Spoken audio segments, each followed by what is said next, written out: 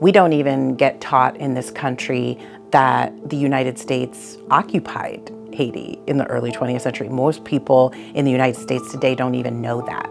Haitians being able to fight off, right, the French, Napoleon's army, right? They're hearing these stories of these successful battles, right? And these formerly enslaved people who are rising up and fighting for their freedom, and they're so inspired. Once Haiti declares its independence and becomes a sovereign nation, this becomes a game changer for Black people in the United States because they feel like Haiti has become the ultimate symbol for what a successful liberation struggle could look like, right? Haiti wavers between being the United States' third most important trade partner and its fifth most important trade partner. No one talks about that, and no one remembers that.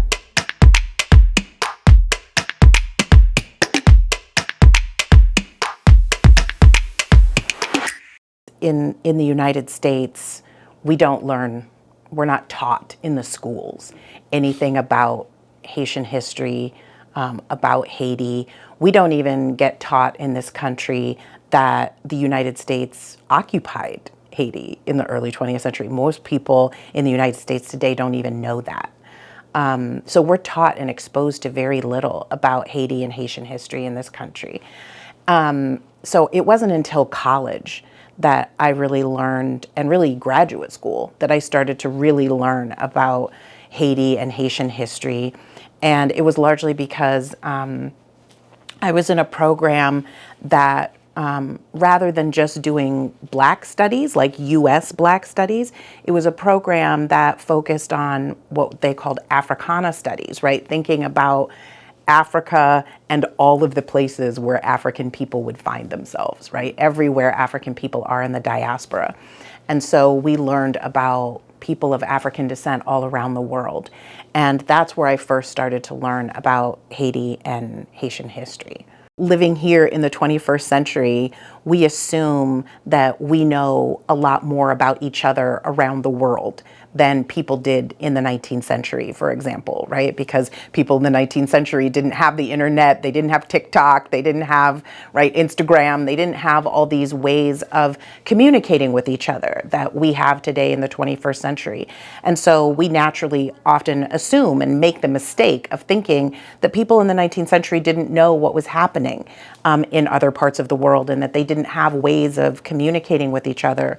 But we now know, right, through historical research, that people all across the world, but particularly across the Americas, right, between the United States and other parts of the Caribbean and Latin America, people are constantly in motion, and there's constant circulation of ideas, of people, of stories, of information about liberation struggles that are happening all across the Americas.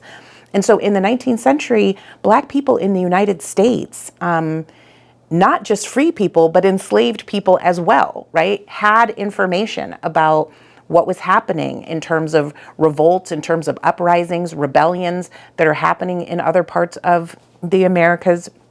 And they're especially informed about what's happening in the former Saint-Domingue, right, as it is becoming Haiti. They're fascinated and captivated by the stories that they're hearing about this revolt that turned into a rebellion, that turned into a revolution, right? They're completely captivated by the stories they're hearing about Haitians being able to fight off, right, the French, Napoleon's army, right? They're hearing these stories of these successful battles, right? And these formerly enslaved people who are rising up and fighting for their freedom, and they're so inspired, right, by what they hear about what's happening in Saint-Domingue as this revolution is becoming successful. And it's inspiring rebellions and revolts all across the Americas, but within the boundaries of the United States as well. And then once Haiti declares its independence and becomes a sovereign nation, this becomes a game changer for Black people in the United States because they feel like Haiti has become the ultimate symbol for what a successful liberation struggle could look like, right? The story of revolts that are happening in other parts of the Americas, they're hearing all the time, right? And the revolts are being put down and people are being, re-enslaved, they're being murdered, they're being massacred, right, as the result of their rebellious activities. No one hears a success story, right? Not until Haiti. Not until Haiti do we hear the story of enslaved people, free people of color coming together, fighting against the colonizer and winning, and managing to then establish their own sovereign nation. And that is profoundly important, certainly across the Americas, right, to other people of African descent, but definitely within the boundaries of the United States, where both in free and enslaved people are looking in a hopeful way, right, for what a success story could look like in terms of defeating slavery, in terms of defeating colonialism, and actually being able to establish a successful Black nation. Yeah, I think one of the things that is really important for us to grapple with is that the Haitian Revolution occurs in what we now think of as an age of revolution, right? We have the French Revolution, we have the American Revolution, right, where the United States is struggling against Great Britain, and we have the Haitian Revolution. And all of these are happening sort of on the heels of each other, right? All inspired by what we think of as the Enlightenment, right? This period where people are talking about human beings have a certain set of natural rights and that people should have a right to liberty, that they should have a right to govern themselves, that democracy, right, as opposed to monarchy, is a way for people to govern themselves. And so these revolutions are happening all across the Atlantic world. And when the Americans are fighting against the British, everyone around the globe, right, obviously except for the British, are cheering for them, right? And when the revolution pops off in France, everyone around the world is cheering for them, right? Smash the monarchy and, let's have government by the people and we believe in liberty. All of a sudden, when the Haitians, right, when the Black people of African descent, decide, oh, well, we actually are also humans and we feel like we have a right to liberty and freedom and we want to be able to govern our own selves and we want to decide for ourselves what kind of a governmental structure we're going to have and we want to be free, all of a sudden everybody has a problem with it, right? Now, this is not necessarily because the white folks don't understand that people of African descent are humans. They make that argument in order to justify slavery, right? It's like, well, we're not really sure if they're humans, but they know we're humans, right? Their concern is if we applaud Haiti and if we acknowledge it as being part of this family of revolutionary consciousness that's happening in the world at the time, if we laud and celebrate Haiti in the same way that we do the independence of the United States or the success of the French Revolution, we're going to destroy the institution of slavery, right?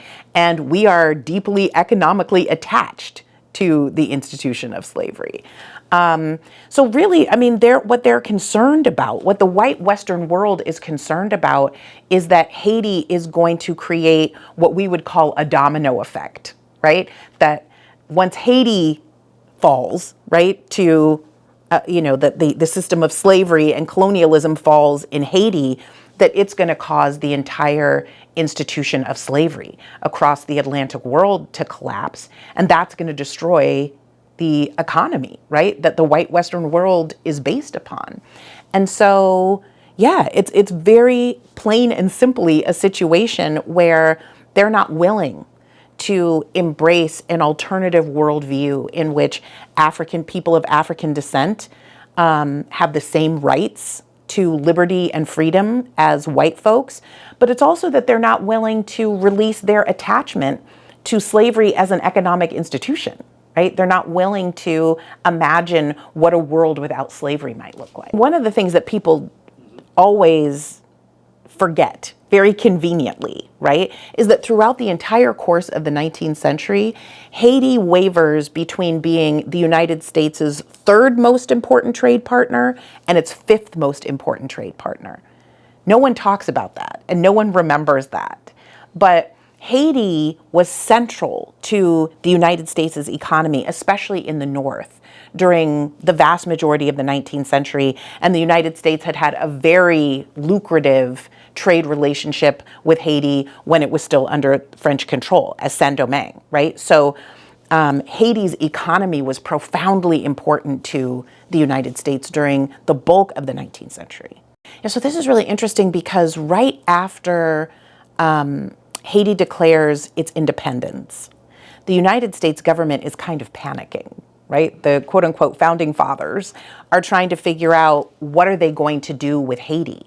Haiti's economy is incredibly important to the United States. They're worried about what economic impact Haitian independence is going to have on the United States, but they also don't want to formally recognize Haiti as a sovereign nation because that would be, one of the politicians at the time said, that would be a tacit endorsement of slave rebellion, right? So in their minds, if they formally recognize Haiti as an independent sovereign nation, it's kind of co-signing or supporting the idea that slave rebellion is a reasonable and legitimate thing, right?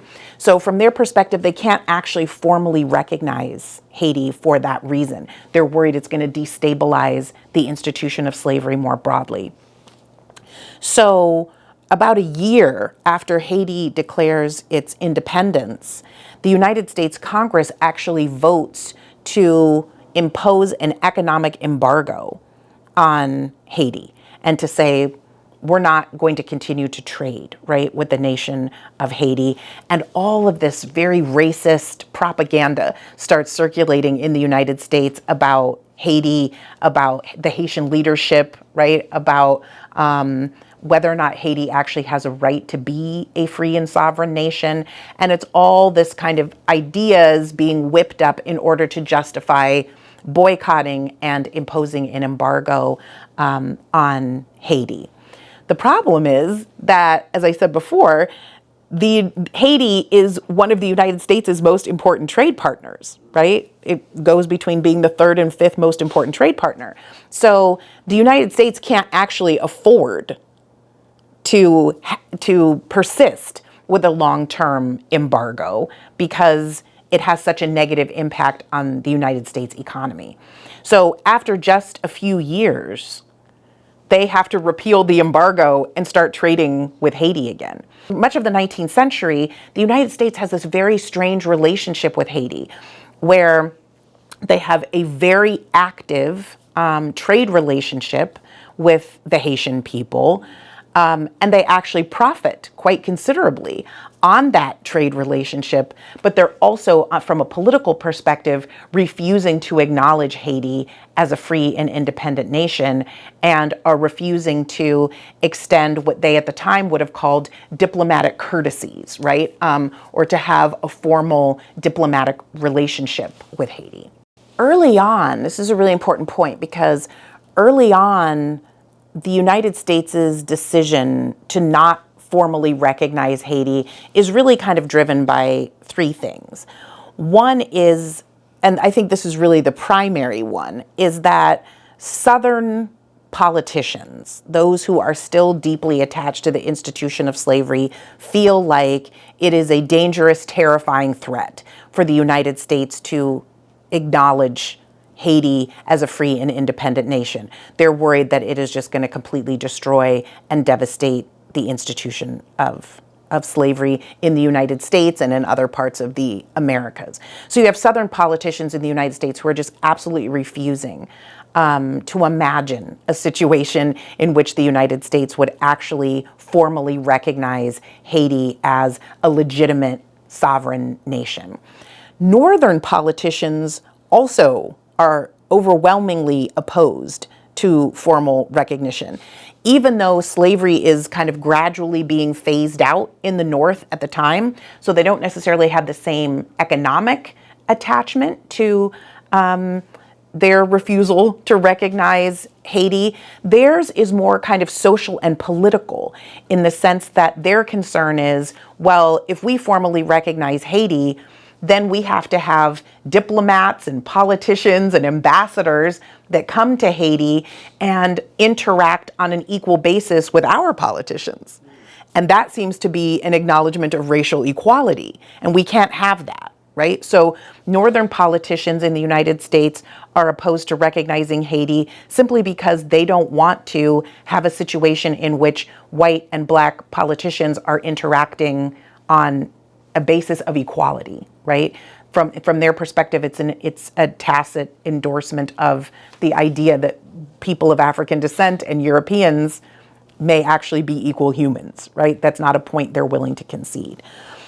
But up until France imposes, right, the demand for reparations in 1825, the United States also has to consider its political relationship with France, right? France is obviously smarting, they're furious, right, over their loss in the Haitian Revolution. They're furious over Haiti's declaration of independence, and they feel that their allies should be lined up behind them, right? So the United States politicians have to take that into consideration. And so up until 1825, they can fairly easily justify non-recognition of Haiti based almost exclusively on their allegiance to France. But after 1825, right, that part of the agreement of the imposition of reparations on Haiti is that France will recognize Haitian independence, right? And once they do that, now the United States has to decide what they're going to do. And they go on for another 40 years almost, refusing to recognize Haitian independence because they're worried about the consequences for the institution of slavery.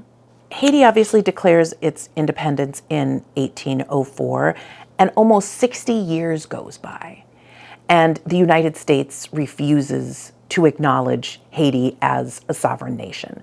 Obviously, most of the rest of the white Western world had done that, right? By 1850, 1860, right? Most of the remainder of the white Western world had acknowledged Haiti's existence as a sovereign nation.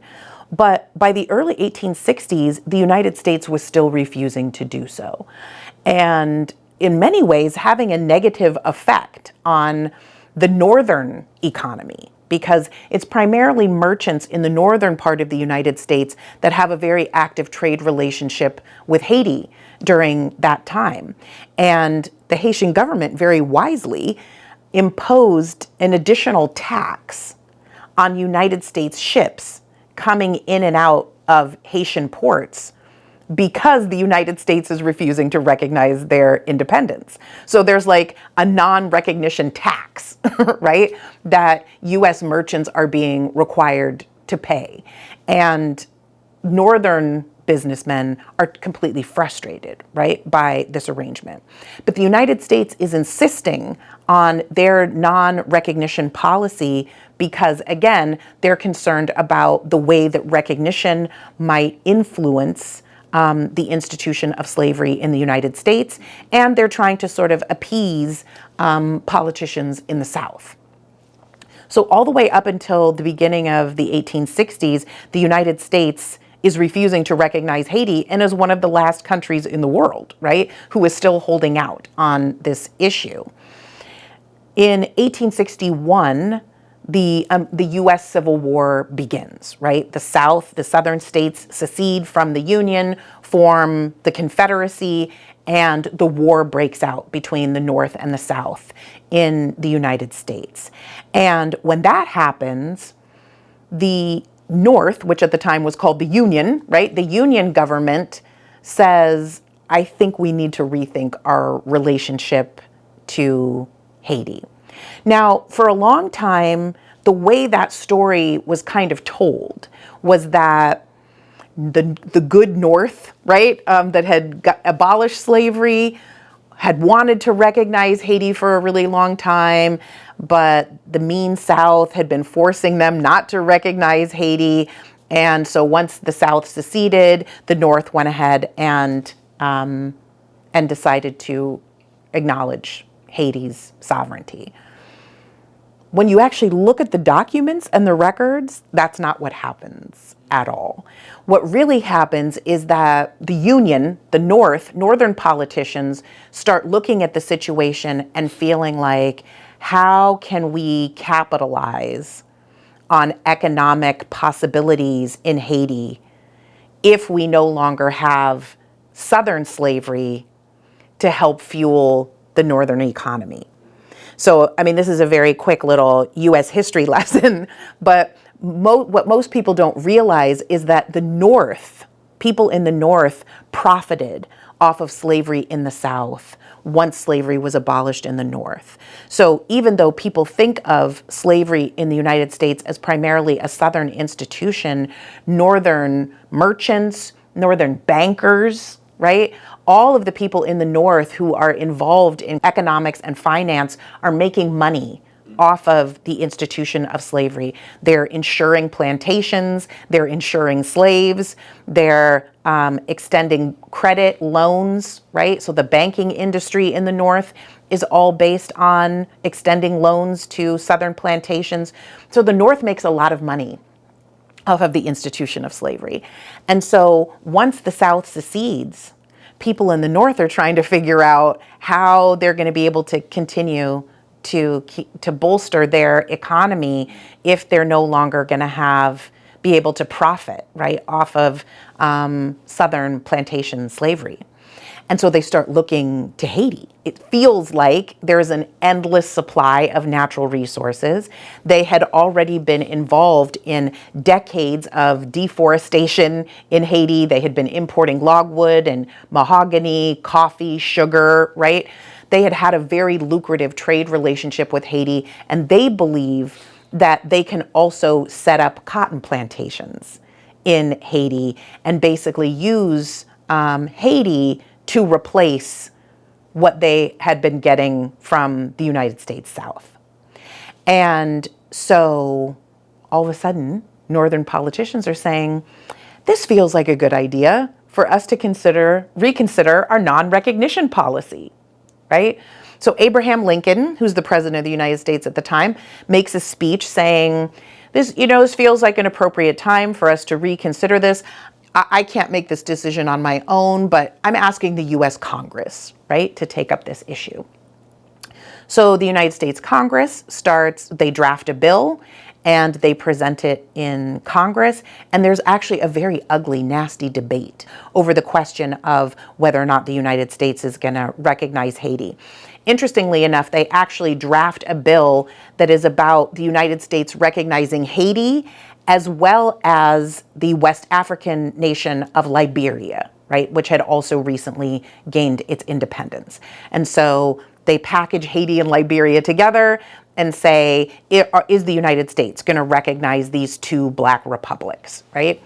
And it is I was actually stunned when I started reading the congressional documents to just see the sort of naked racism and economic opportunism that was in the documents. So there's a lengthy and very ugly debate that takes place in Congress over whether they're going to formally recognize Haiti. And they finally do in 1862. But they do on the grounds that recognizing Haiti would be economically beneficial to the Union and to the United States. And they have pages and pages of documentation talking about the natural resources that exist in Haiti, the opportunity that they believe they have to establish cotton plantations in Haiti.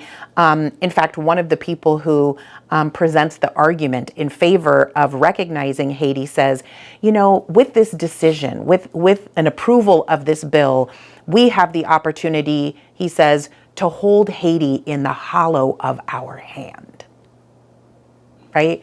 So they see the formal recognition of Haiti not as a morally just thing to do, right? They're not looking at it and saying, Haiti has been independent now for almost 60 years, almost 6 decades.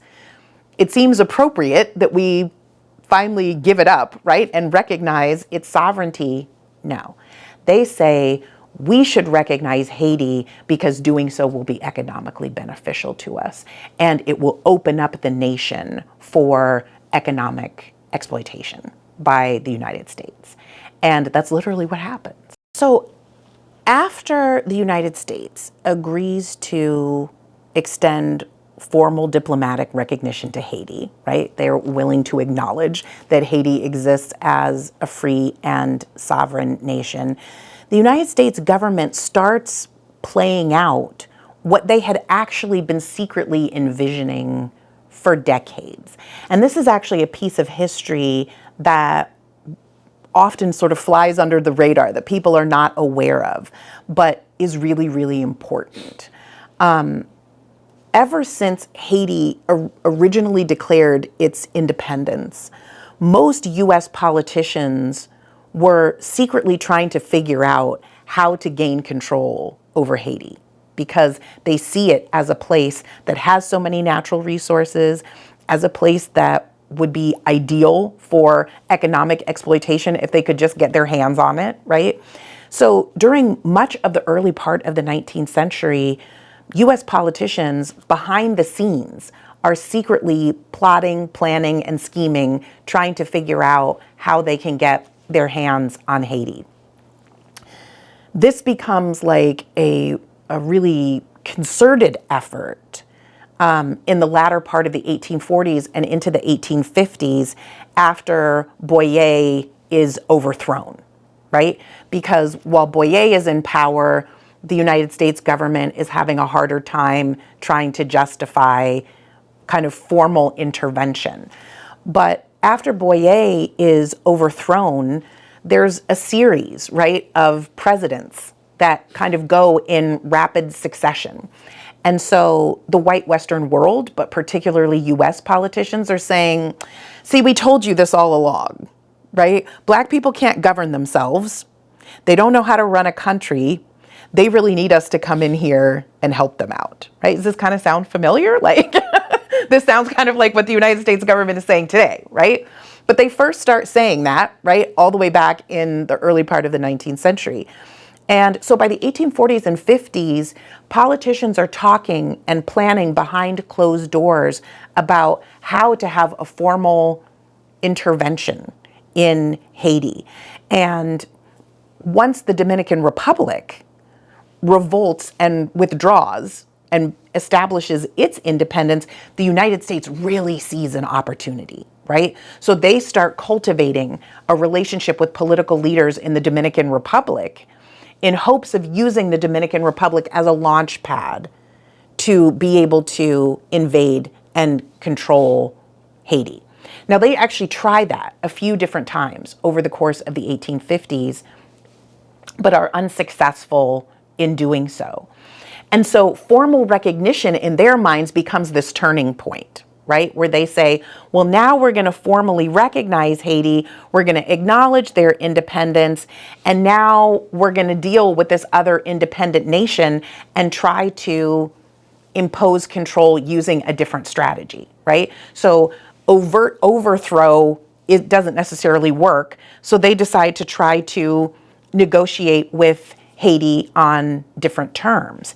And so over the course of the 1870s and the 1880s, they're using different kinds of diplomatic strategies to try to impose control over Haiti in a different way. This is where Frederick Douglass becomes a really complicated character in the story. What a lot of people don't know is that over the course of the 1840s and the 1850s, Frederick Douglass had actually been kind of a tireless champion of Haiti and Haiti's right to sovereignty. He had created a series of newspapers. The first one was the North Star newspaper, along with another prominent Black abolitionist activist, Martin Delaney. And the two of them created this newspaper and actually used the newspaper as a way to argue for Haiti and Haiti's right to sovereignty. And they do that during much of the latter part of the 1840s, when Frederick Douglass kind of goes rogue and starts his own newspapers, the Frederick Douglass paper and later the Frederick Douglass Monthly. He uses his newspapers every time to advocate for Haiti, to advocate for Haiti's right to sovereignty. And he even very publicly defends some of the Haitian leaders who were considered to be kind of controversial, right? People like Faustin Soulouque. Frederick Douglass lined up behind Soulouque and supported Haiti and Haiti's right to sovereignty all the way to the mat. I think the problem comes when the United States government extends an invitation to Frederick Douglass to kind of serve as what would have been the equivalent today of an ambassador, right? So now he is a representative of the United States government and is going to become the ambassador to Haiti. And once he takes on that role, he becomes a bit of a tool of the United States government, right? The US government is basically trying to use Frederick Douglass to advance United States economic interests in Haiti. And so Frederick Douglass, in my opinion, starts to play kind of a problematic role relative to Haiti, right? Makes a series of poor decisions that are not in the best interest of Haiti because he gets caught up in trying to do what the United States government wants him to do. At a certain point, he finally realizes, I think, right, that he's being used and that he's been put in the situation of having to make some negative decisions towards Haiti, and he resigns from the position and returns to the United States. The Mole Saint Nicolas incident is basically a situation in which the United States is looking for opportunities to use Haiti to establish a U.S. military base, right? And this is actually something that the United States government had been wanting for a long time, is to have some kind of a base in the Caribbean where they feel like they can kind of keep an eye, right, on what's happening in the Caribbean and even in parts of Latin America as well. And so they feel like, again, they can use their formal recognition now of Haiti, right, as a way to justify the United States having a formal military presence in Haiti. And so the United States government basically tries to use Frederick Douglass to negotiate with the Haitian government to advance the United States' interest in creating that plan. To be perfectly honest, it reminds me a little bit of how the United States government is now trying to use the Kenyan government, right, to come in and impose control over Haiti. It's like the United States government knew that what they were doing, right, was sort of corrupt and racist, but they feel like if Frederick Douglass is the person who's doing it, well then, right, we can't be accused of any wrongdoing, right? So they basically are trying to use Frederick Douglass in order to advance that agenda. And Frederick Douglass initially goes along with it, but then realizes, right, I think over a period of time, what's actually happening, and he resigns from the position. And when he comes back to the United States, he begins, again, advocating. He kind of goes back in a way to his old self, right? And begins advocating again for Haiti's right to sovereignty and argues against the way that the United States government treats Haiti. The United States military occupation of Haiti in the early part of the 20th century is in part a military project in the sense that, like, they do want to have some kind of a military presence in the Caribbean. Like, that has not changed. But the bulk of the interest, in my opinion, is about the economic mission, right? That they are on an economic imperialist mission to try to figure out how they can resource grab, how they can exploit, right, the people and the resources that exist in Haiti. And as I said before, this is a project that goes all the way back to the 1840s. It's almost a century old plan, right? By the time they eventually enact it in 1915, they've been talking about and planning this for almost a century, right, behind closed doors. And so at the time, they're trying to frame it in terms of, well, World War I is on, and Germany is interested in Haiti, and we need to protect, right, the Americas and Haiti from German imperialism. But really what it is an opportunity, a window that they feel like has opened for them to do what they had been planning and plotting to do for almost a century, right? Which is, how do we get a foothold in Haiti that allows us to economically exploit the people, the land, the resources that we know exist in this place. So I think the thing that's important to keep in mind is that the project of US imperialism in the early part of the 20th century is in fact part of a much longer imperial vision that they had been carrying on from the previous century, right? So just a little quick US history lesson to help make this make sense. In the middle part of the 19th century, United States political leaders start talking about this concept known as manifest destiny, right? And it's part of what justifies U.S. expansion all the way across from sea to shining sea, right? All the way to what is now the west coast of the United States, and to basically finish pushing the indigenous people, right, off of their land, and to colonize and populate all of what is now the United States. The philosophy of manifest destiny essentially said, we are the people who have been chosen by God. We meaning Americans, white Americans, are the people who have been chosen by God to populate this place and to turn it into the country that it is supposed to be, right? And so they believe and are arguing that they're not just on a political and economic mission, but also they're like on a mission from God, right? Like they believe, or at least are saying they believe, right, that they are ordained, that they are chosen people who are supposed to populate this land and exploit its resources, right? Manifest destiny, one of the things that people often overlook is that manifest destiny wasn't just a philosophy that applied to what is now the United States, right, from New York to California.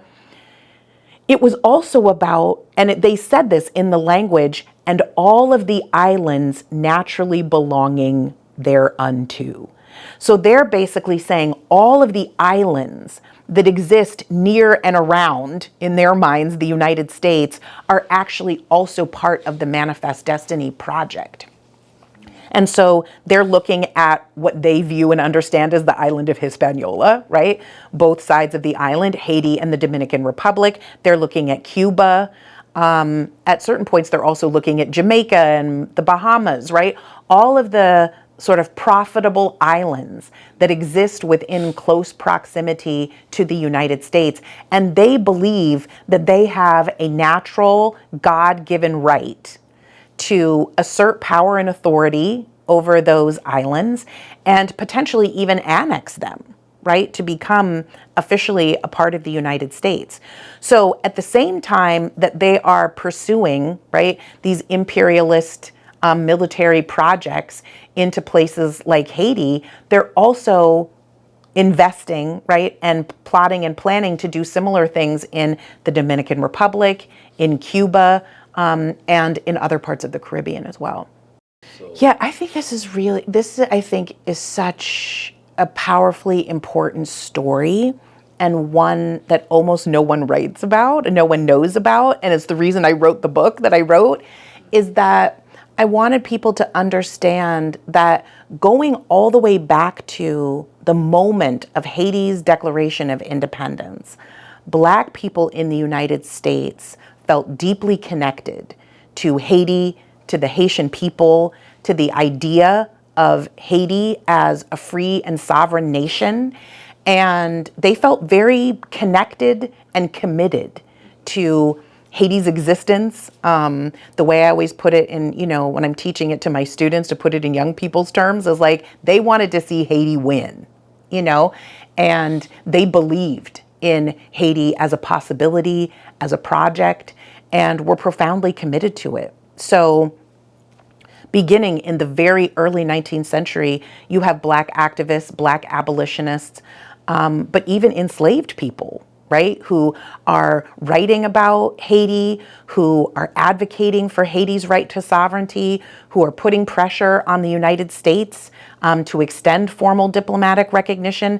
That's a movement that actually starts in the middle part of the 1830s and extends for decades until the United States actually finally formally recognizes Haiti.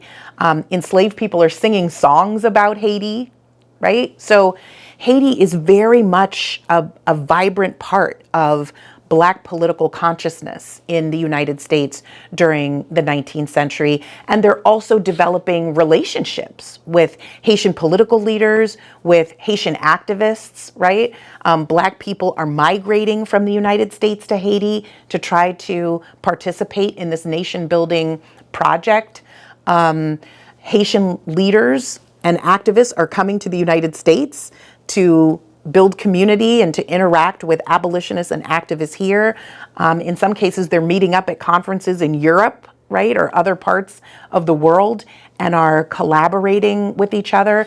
So there's actually a very vibrant relationship between Black activists, particularly and the abolitionist community in the United States in the early part of the 19th century, and Haiti. And they are deeply and profoundly committed to Haiti's right to sovereignty throughout the course of the 19th century. And then post-recognition, right? Once the United States formally agrees to recognize Haiti and slavery is finally abolished in the United States, that commitment continues, right? So you have a whole new generation of Black activists who are still actively cultivating relationships with Haiti, with the Haitian government, with the Haitian people, and are trying to advance, right, what they see as being sort of a global Black liberation struggle. So Black activists in the United States, particularly in the abolitionist community, are really passionate about Haiti, really from the moment of the Declaration of Independence. But after Jean-Pierre Boyer, who I realize is a very complicated and controversial leader, but prior to the imposition, right, of France's demand for reparations, Jean-Pierre Boyer had envisioned recruiting Black people from the United States to Haiti to help in the process of building this, what he's just thinking of and describing as this Black Republic, right? It is a very challenging time in the United States for Black people because slavery was dramatically and rapidly expanding in the South. And in the North, slavery is gradually being phased out, right? They have a process of gradual emancipation where people are being phased out of slavery over time. But those who are actually gaining their freedom are kind of finding out that legal freedom and actual freedom and equality are not the same thing, right? So they're finding themselves legally free in a country that does not want them, right? And that is still deeply committed to slavery and to the ideology of racial inequality that brought slavery into being, right? And so you have a newly freed Black population that feels profoundly unsafe and unwelcome in their country. This is the time when Jean-Pierre Boyer rises to power, unites, right, the entire island under his control in 1820.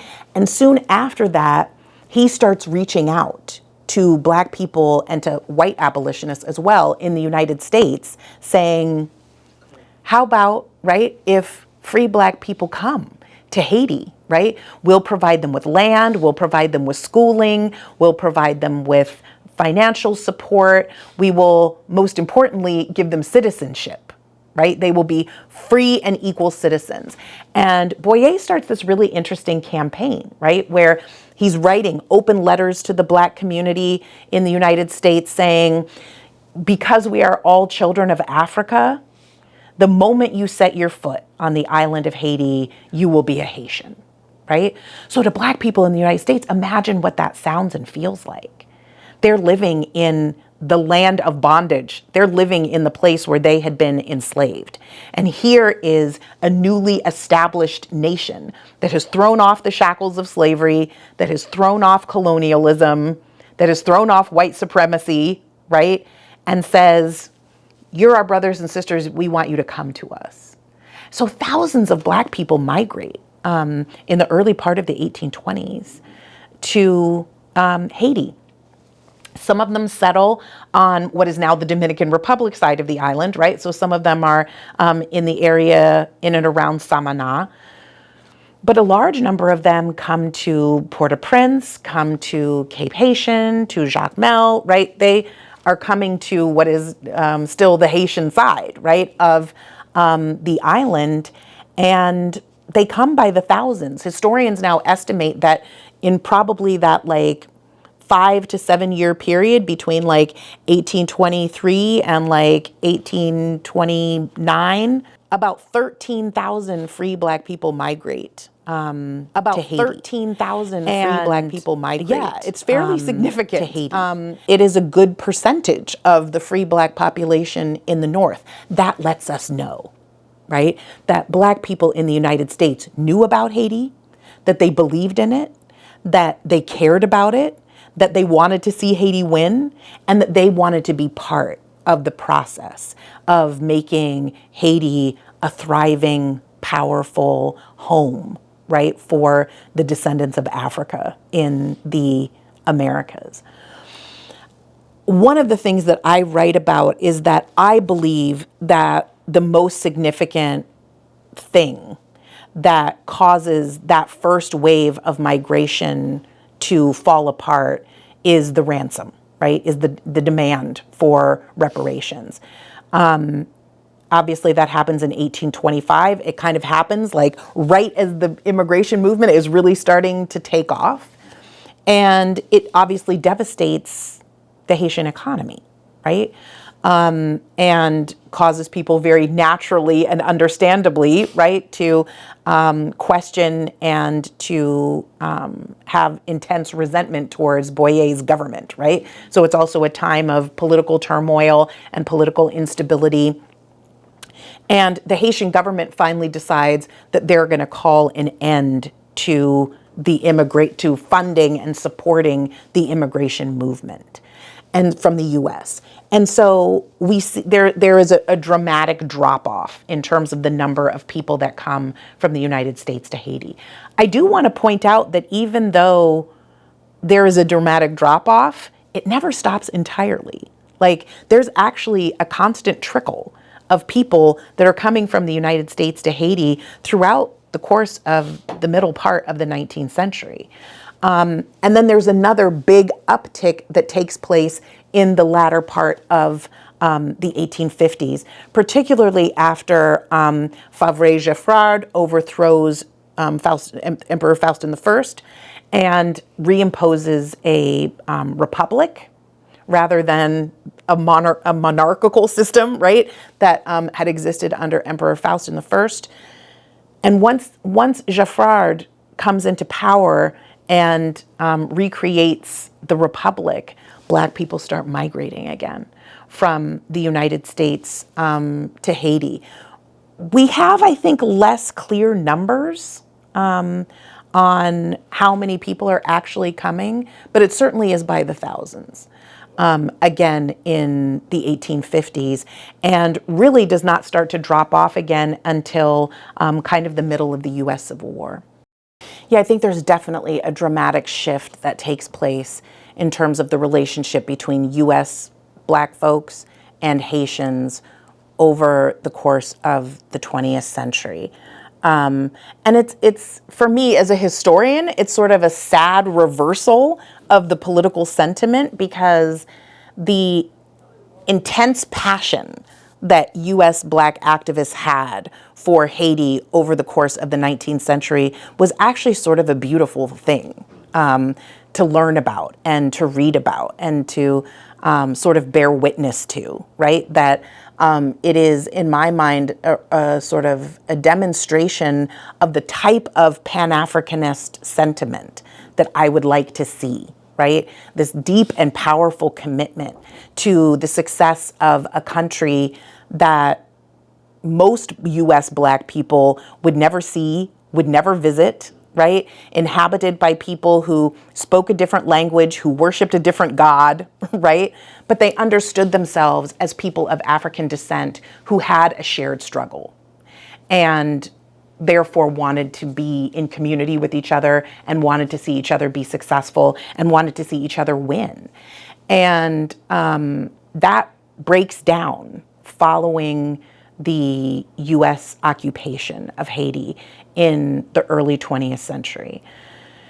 In my opinion, and I'll say I'm a 19th century historian, I'm not a 20th century historian, but I will say that in my mind, I think a lot of it has to do with the aftermath, what happens after the US occupation. During the occupation, Black activists in the United States protested against the US occupation of Haiti and lined up behind the Haitian people and supported that struggle.